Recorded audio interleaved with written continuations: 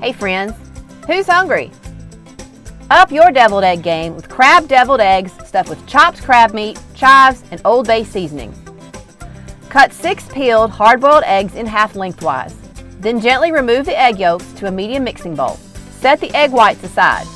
Add 1/4 cup of mayonnaise, 1 teaspoon of Dijon mustard, 1 teaspoon of Old Bay seasoning, half a teaspoon of hot sauce, 1 teaspoon of lemon zest, and 2 teaspoons of chopped chives. Stir to combine.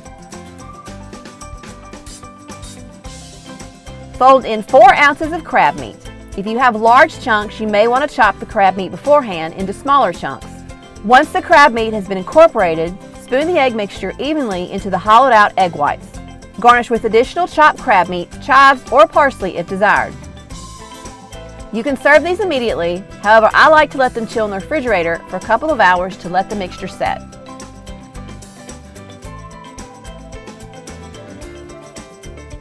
Looking for more recipes? Watch my next video and be sure to subscribe to my channel.